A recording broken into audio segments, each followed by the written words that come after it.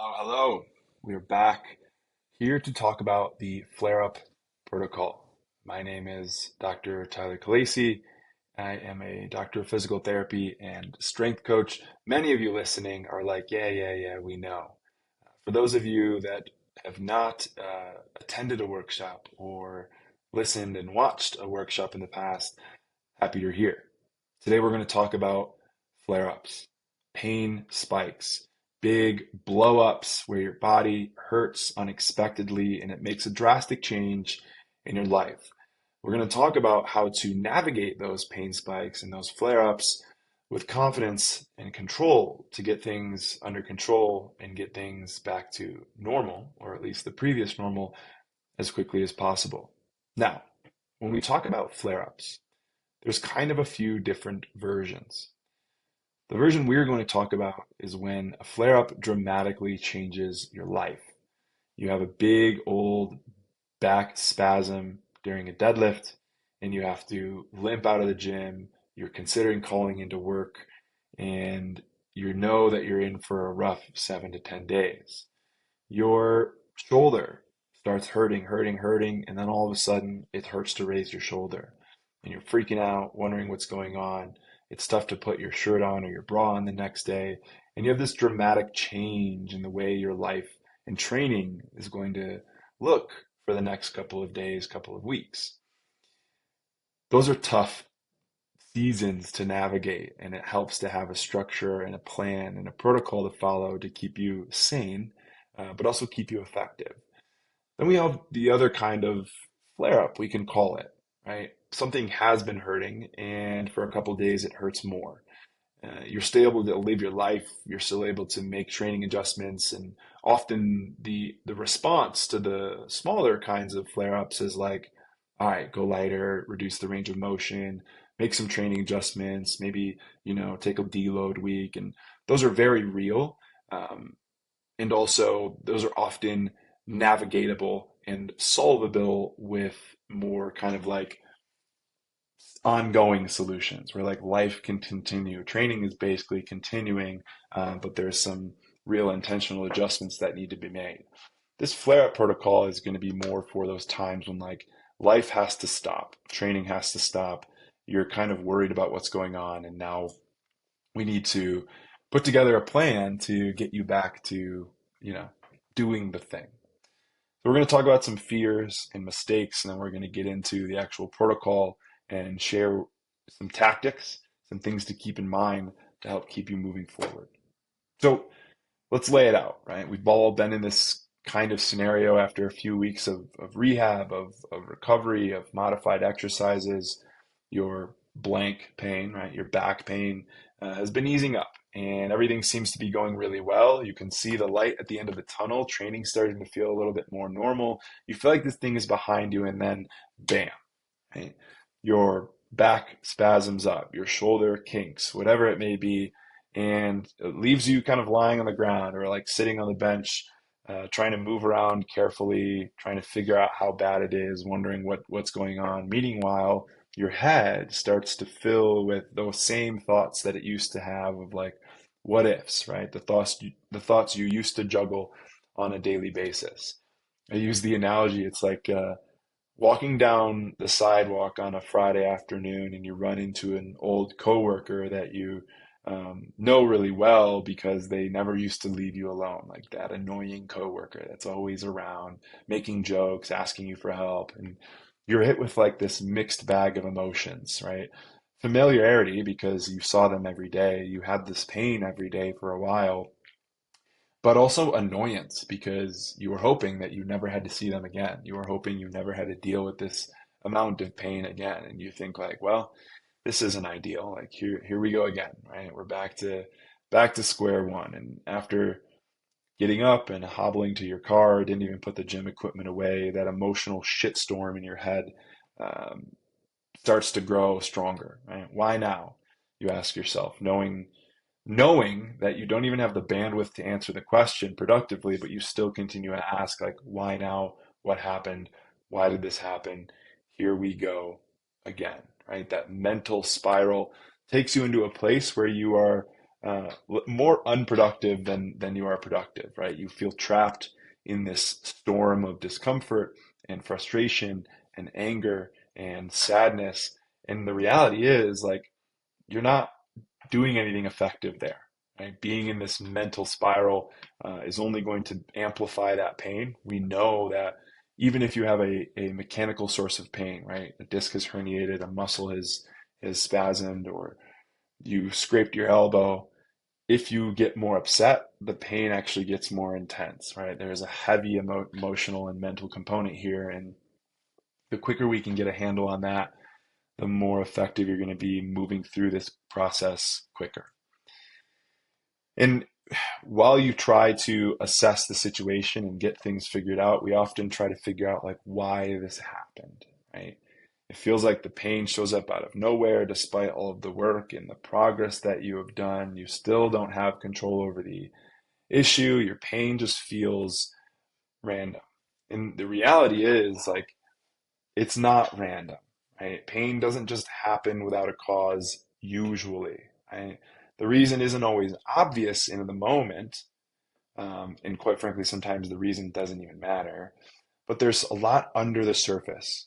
When we deal with pain, we often hyper focus on the thing we're feeling, and we forget how many layers, how many things are at play. It's not just your technique. It's not just because you moved wrong. It's not just because you went heavier. It's not just because you did extra reps.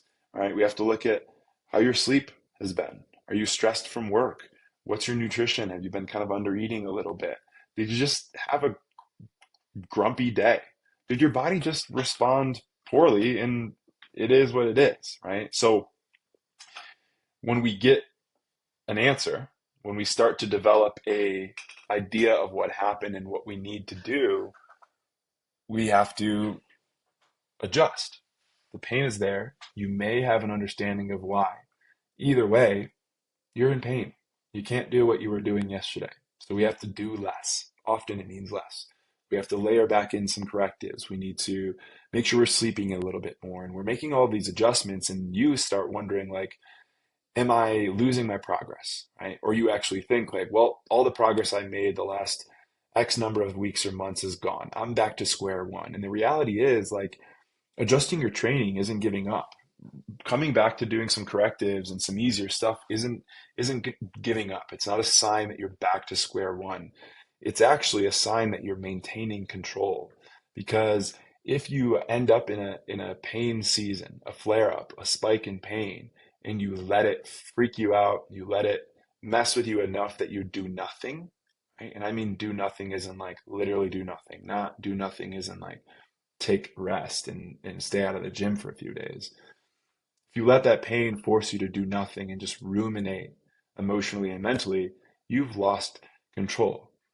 But if you allow yourself to come up with a plan and get back after it, making some adjustments, layering back in some correctives, doing some soft tissue work, some breath work, some foam rolling, some stretching, some light strength training, you're maintaining control, right? A temporary adjustment in training is not the same as losing progress. The reality is, it's actually you protecting your progress while keeping your pain levels in check so we can get a handle on this thing, right?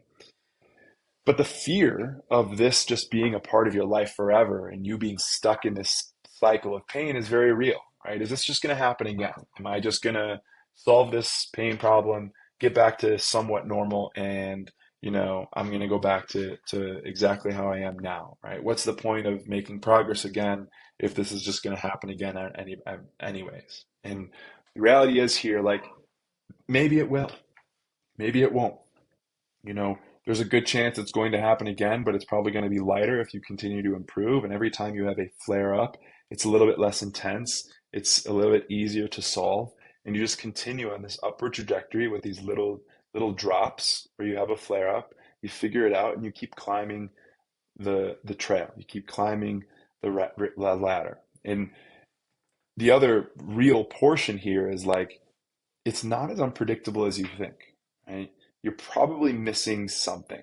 You're missing some aspect of recovery, of mindset work, of progression speed, progressing too fast, progressing too quickly.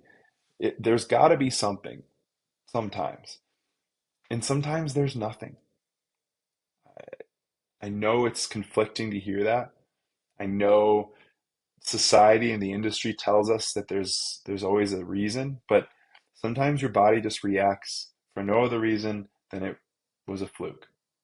And the quicker we can just be okay with like, hey, this happened, instead of trying to hyper focus on finding the reason why, the quicker we can just focus on finding a reason or the way to solve it.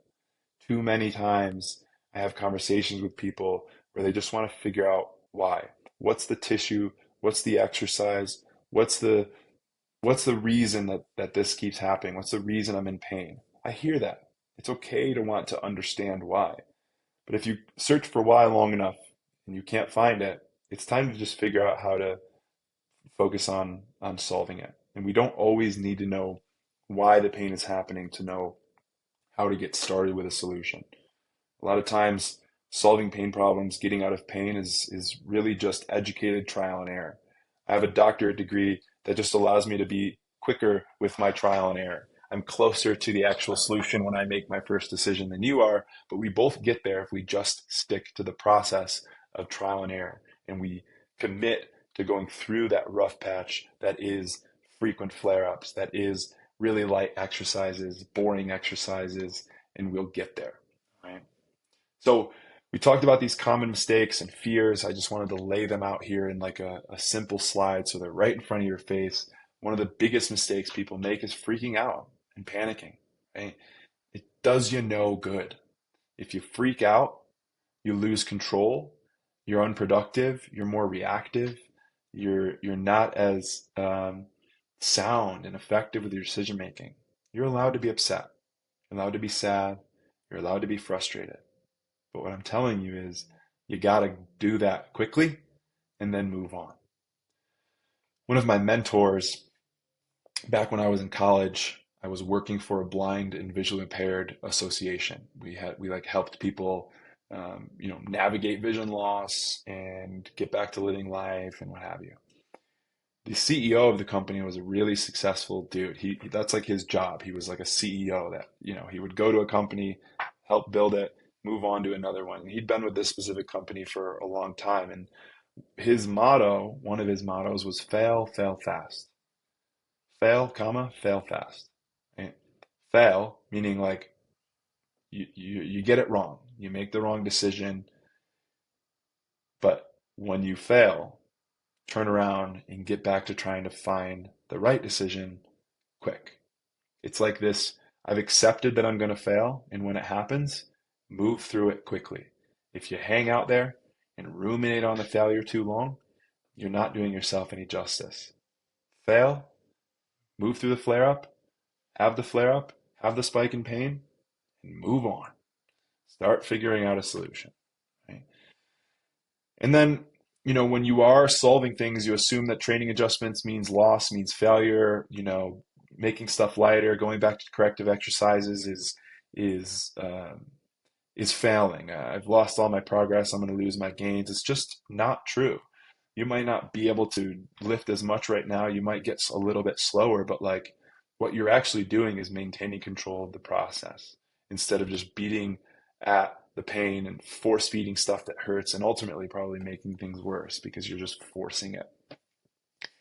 The last one I didn't really touch on yet, and it's permanently avoiding things as the main solution, right? Like, well, deadlifts hurt, so I'm just never going to do them again, right? Or every time I run, my back hurts, my ankle hurts, so I'm just going to stop running. And like, that's not the answer, right? Many of you, many people I've talked to have said, like, I'm okay with never doing X, Y, or Z again. And I would venture to say they're not actually okay with it, partially because they don't fully understand like the functional implications that come from avoiding something forever. Right? If you can't do something, then that thing is only going to manifest into a bigger and bigger problem. If your shoulder's tight overhead, so you just never reach overhead, that tightness is only going to get bigger and bigger. And then you're going to not be able to reach above eye level. And then you're not going to be able to reach above shoulder level, right? That's not how it happens for everyone, but that's a pretty good example. And I think it's okay to say I never want to find a 1 rep max bench press. I never want to, test my fastest mile ever again. I never want to trail run again, but it's like you still want to press weight. You still want to run. You still want to be able to move a little bit quickly. Like there's a difference between I never want to do the peak performance version of this thing because I don't care about the risks versus like I'm just eliminating an entire movement pattern from my repertoire. Probably not the way, right? So let's dig into the 4 R's of the flare up protocol. First one is reflect, and then relax, re-engage, and reintegrate. Reflect on what's happened. Try to relax your system, initiate that recovery and restoration. Re-engage with movement, really. Like re-engage your body. Start getting things contracting and stretching and moving. Get some joints lubricated. Start addressing the areas that hurt with correctives and soft tissue work and whatever it may be. And then reintegrate. Find your way back to the baseline that you were at before, right? The normal you had yesterday, last week. Start doing multiple multi-joint exercises, functional exercises. Start reintegrating back into the training routine that you were in before. And it might not be a 1 day process. It might not be a 1 month process. Sometimes it only takes a week, but like there's a slow rebuild back to what you were doing before in terms of how intense it was, how much you were doing all of that. So now we're going to talk about each one individually. Reflect. We're really talking about looking back at what happened and trying to do so without judgment, not shaming yourself for doing the wrong thing or forgetting about this thing, not ruminating on why it happened and it shouldn't have happened. It's just objectively asking what's changed. What is shifted in training? Have you made some changes? Have you gone up in weight? Have you started a new training program? Did you add in extra walking, right? What's changed in life? A new work project? Have you had a bunch of arguments with your spouse? Are you sleeping less? Have you started eating less? Are you drinking as much water as you should be? Did you fall off the wagon on your reading schedule or your journaling schedule, right? Like it's just gaining awareness and starting to kind of plot everything and seeing like, okay, what has changed? What could I look at to see if that change was a source of why we're here? Sometimes you don't find anything. Sometimes you find a whole list of shit. It's just about reflecting, removing the emotion and being objective about what happened. Is there some potential reasons for why? Instead of regretting and just ruminating, right? Those are the wrong R words. We want to just reflect. And then we have relax.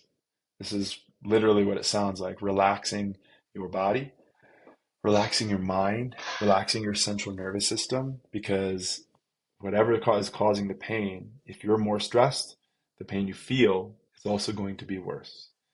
This might reduce your pain by 1 point. It might dramatically change the course of how you respond with this flare up, but just do something. The simplest is breath work. Find a comfortable position, lay down with your legs elevated, whatever it is, and start doing some breath work. Long, deep inhales and exhales for 5 minutes at a time, at least every single day, especially when you're a little bit more stressed or a little bit more in pain, especially before you try doing some rehab exercises or training exercises. Just start doing some breath work. For some people, it might be stillness. For some people, it might be a really nice walk. For others, it might be training the half of their body that doesn't hurt, right? You hurt your hip. Get after some bicep curls and shoulder work and get a nice arm pump just to kind of like free your mind, right? It's okay, but we do need to find a way to start getting some relaxation here. It's really about finding safety, right? Giving your nervous system a sense of safety and regulation and control. It's not about rushing the fix and not assuming that stillness is going to be the answer. I'm not trying to find pain-free exercise just to like ignore it and act like everything's fine. Oh, I'm exercising, everything's fine. No, no, no. This is trying to regain control and calm your ass down. All right, next is re-engage. All right, this is about finding pain-free ways to move, adjusting range of motion and intensity, maybe at more isolated exercises. You're a couple days into the flare up, a week in, whatever it is, it's time for you to start training again. Well, we do so as pain-free as possible, adjusting intensity, range of motion, volume, what exercises we're doing, the types of exercises to just start going. Sometimes it looks like only doing the half of the body that doesn't hurt. I'm just training upper body for now because everything hurts in the lower body, but I'm just preventing my body from having all this deconditioning from being sedentary and doing nothing. Also, getting the hearts going, getting the lungs going, getting the blood pumping, getting some dopamine into your system, right? It's going to help with healing and recovery, regardless if it's actually moving the area that hurts or not. And then it does reinstill some positivity and some confidence. If you can move the thing that hurts, even if it's 1 degree of range of motion, even if it's assisted or with no weight, it does help kind of remind you that the thing isn't broken. It hurts. It may be damaged. It may just be hurt, right? But it can still function. That means you can regain the full function you used to have eventually, right? We're not trying to chase intensity. We're not trying to prove to ourselves that we can train hard and everything's fine. We're just trying to rebuild consistency and confidence here. Last on the list is reintegrate. We're trying to return back to training, reintegrate ourselves back into a training routine, reintegrate that part of the body back into functional patterns and full body movements.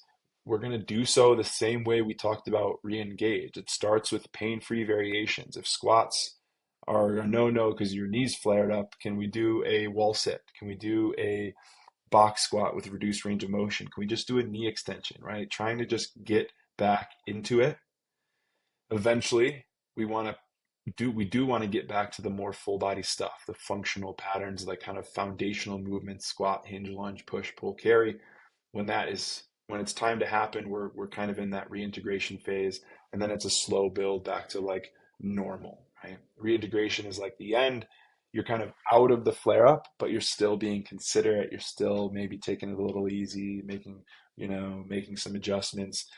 The key here is finding a way to just regain that level of high exposure. Can I be consistent with a lot of training throughout the week versus like things start to feel better, you add on the weight, you just make it more intense, right? It's about exposure more than it is about intensity. Okay, so what about deloads or time off, right? Isn't that a way to help resolve pain? Isn't that a way to work through flare-ups? And my answer is yes. We're going to talk about deloads and time off separately. They're both kind of in that same category of rest, but they can serve different purposes, and they're chosen based on different circumstances. So I'll talk about them both separately, and then I'll give you a system to choose what to do. Right? The other day, one of my one-on-one clients, one of you, texted me and said, "How do I know if I should do a deload or a complete rest week or rest day or whatever it is?" And I thought that was a beautiful question, and I also thought it fit really nicely into this workshop, so I put it here at the end. So hopefully this helps you know when to make that decision, because I think the industry and society has kind of made it really confusing, right? Is it bad to take rest? Should I always be doing exercise? Movement is medicine. We should always be moving, but I truly believe like there's going to be times when you just don't fucking want to work out. There's going to be times when life doesn't allow for you to train. There's going to be times when your body's getting really cranky and we need to step it back. How do we know when to do that? Let's talk about it. So a deload, right? It's defined as a short, planned period of reduced training intensity, volume, or frequency, and it's used to promote recovery, right? Maybe prevent you from burning out, prevent this little ache and pain from turning into a big injury. Really, we're saying it's helping to prevent overtraining, right? Or burnout, stretching yourself too thin.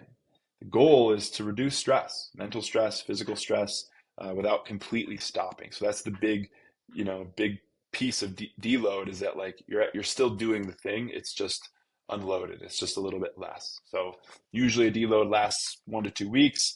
Traditionally, it's done after like an intense phase or a build. You've peaked after 12 weeks of training, after 4 weeks of a really hard training block, and then we deload to give your body a break. That's traditionally how it's done. It doesn't have to be done that way, right? So typically, it's not a complete change. We're not like giving you new movements. It's not like, oh, deload is a week of mobility. It's just like the same stuff you were doing, just less intense, maybe a little bit, few less exercises per session, a few less sets per exercise, but it's the same stuff you were already doing, just less. I think that's another reason why people shy away from deloads because they think that it's like a massive change in plans. And I used to do that. I used to give my clients like this body weight week or mobility week, and sometimes that's great if you want that. But um, the most effective deload is just like do what you did last week, lighter. Right? And then we have complete rest. Right? Complete rest is different from deload because you take complete rest from training. You have time off from all structured exercise or intentional physical activity. Right? Whereas a deload, you're still training, it's just a lot lighter. The goal of complete rest is like full recovery from accumulated fatigue, full recovery to allow you to focus on your work project or your vacation, or because you're having a tough time mentally and emotionally and you just need a break, or just because you're sick of the gym, whatever it is, right? It's full rest. Typically, this is one day, like normal rest days in between training, all the way up to however many weeks, however many days. I think we forget that like we already do deloads and complete rests already. Some of you don't, and that's a battle that we often fight. But we already do complete rests. Sometimes we just need it to be a big one, a really profound one to help us maintain our health. Typically, it means no lifting, no cardio, no intentional or structured sessions in the gym. It's just giving your body and your nervous system a full break, right? This does mean maybe you're going for longer walks. Maybe you're walking throughout the day. Maybe you're still doing a little bit of mobility and stretching at home. Maybe you're doing more play. You're going on a couple extra hikes, playing a little casual, horse with a friend. We don't want it to be like, oh, I'm having complete rest, but then I'm playing basketball every day, or I'm jump roping, or I went on 5 hikes this week because that wasn't really a rest. You weren't strength training, but you were still challenging your body and challenging your mind, and eating up resources that we're trying to like restore, reaccumulate during this rest week, right? It's all about balancing how much energy you're using with how much energy is coming in.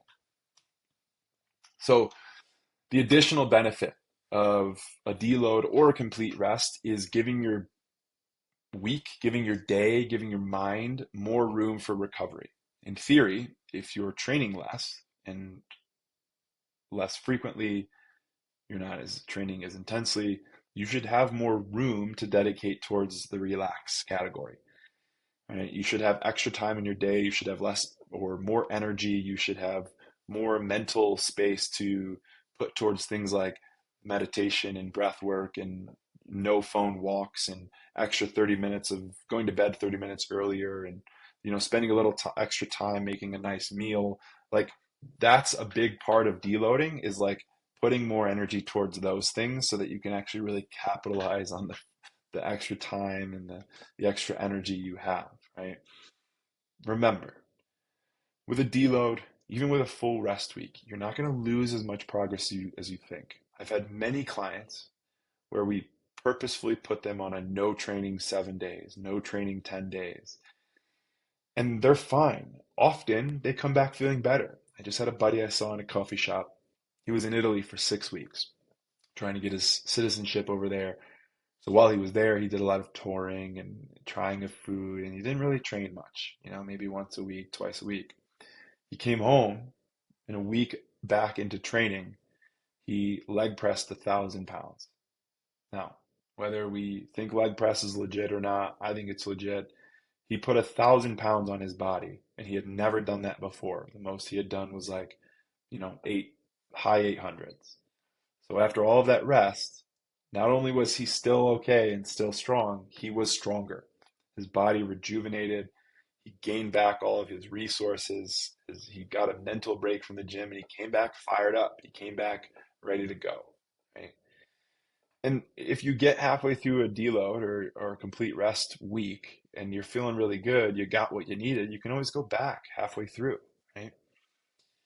If you struggle to take deload, if you're someone who struggles to rest, if you struggle with being out of the gym, just pre-plan it. All right, I'm going to train for these 4 weeks. That fifth week, non-negotiable deload, right? Or every 4 days, I take a non-negotiable rest day. Whatever it is, if you're someone who struggles to commit to resting, which is important, just as important as the training, maybe it's time that you and or we start like being a little bit more specific around when those deloads or when those rest weeks or rest days are going to happen.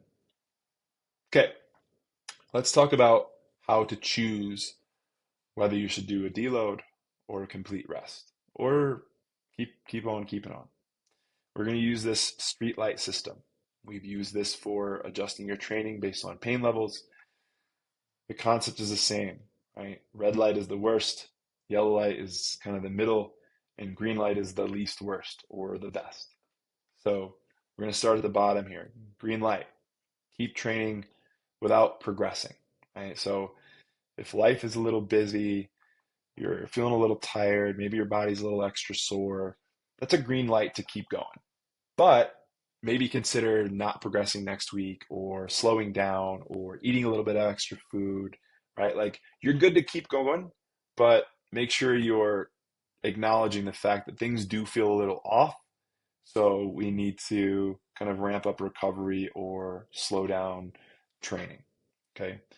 Then we have yellow light. This is when multiple aches and pains are starting to be felt. Many of them haven't been felt in a long time. You're feeling a little irritable, you're snapping at your spouse, you're not really motivated to go to work or train, you're fatigued, you're sleeping not really awesome, even though you are fatigued, your sleep is still kind of shitty, and training progress is slow, right? Like you're not making the gains like you used to, you're not feeling really good mind muscle connection, right? And it's consistent, it's happening like session after session or 90% of the sessions. That's probably a good indication that we might need a deload, right? Take a week, lighter intensity, scale it back a little bit. The train is still moving, but we're just taking it lighter, giving our body a chance to like bounce back a little bit. And then we have complete rest. This is when all of those aches and pains are intensifying.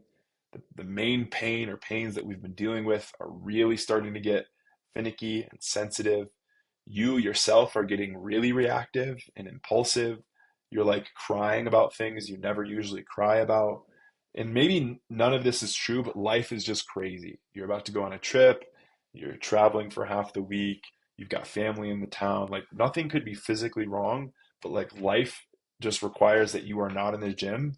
Then we're going to take a complete rest, right? So it's kind of like this sliding scale here. There's a lot of consistencies between these three, but it's just about how intense things are. And something to keep in mind is like each category may also include stuff from below it, right? So for the deload, how do I know if I'm ready to deload? Well, life is bitty, you're a little tired, things are extra sore, and you're feeling irritable. Progress is slow.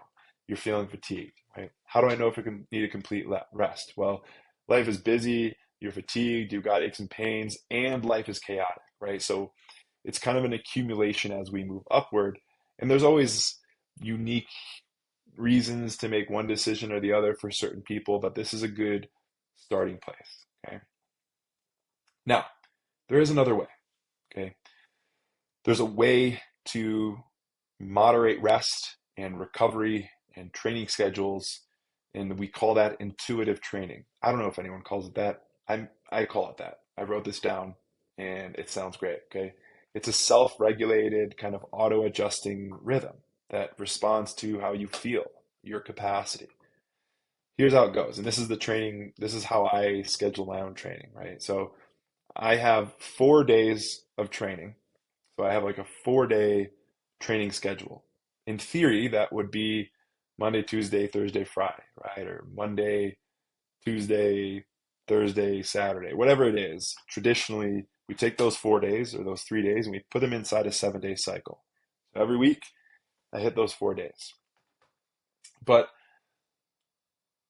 for a lot of people, most commonly like experienced lifters and athletes, we just let life and our energy and our recovery dictate when those sessions happen, and we don't just try to force them inside of an actual week. So that could look like Monday I hit day one, Tuesday I'm supposed to hit day two, but I've got a lot of work to finish up on. So day two just moves to Wednesday.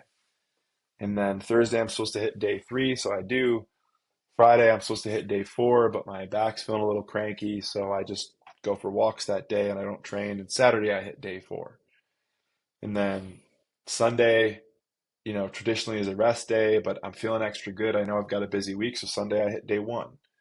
And then Monday I hit day two because I want to get some stuff in. Or Tuesday I rest, and then Wednesday I hit day three. And like we just get the days done as they happen, and we're not like keeping it strict to a certain week. This is how I follow my training most of the year. There are certain times when I'm a little bit more strict, especially if I'm training for a race or whatever it may be. But like right now, I just have 4 days that I'm trying to do, and I do the next one whenever I can. So it's an option. The benefits are it kind of tips a tat to real life shit, work and family and stress and sleep. It allows you to work around that, right? It prevents you from forcing training when you're not really feeling it, when you don't have a lot of capacity, when your body's feeling a little cranky. It lets you push when the body's feeling extra good, right? If you have an extra good day, you know that you're feeling really good today, but you're supposed to wait till tomorrow. It's like just do it today and rest tomorrow, right? And then it creates room for complete rest and mini deloads without needing to really plan them. Here's the risk, or here are instances when an intuitive training schedule may not be the best, right? It can lead to consistent training stagnancy, right? Or stalled progress. So if we're working on a big goal or we're trying to like get some pain under control, it often doesn't make sense to do more intuitive training because it's going to be really easy to like avoid those sessions and skip them or put it off, right? Or make excuses. Um, it does slow down progressive overload. So if you have a big goal right now of like putting some size on your chest or your hamstrings or your quads, or you're trying to get your first 10 pull-ups, like intuitive training may not work. Sometimes it's the only option, but this is an instance where it doesn't, right? In the rehab setting, we recognize that like in order to force adaptation, in order to grow cells, to make your nervous system work better, we need a high level of exposure. We have to expose your body and your brain to that thing at a high frequency.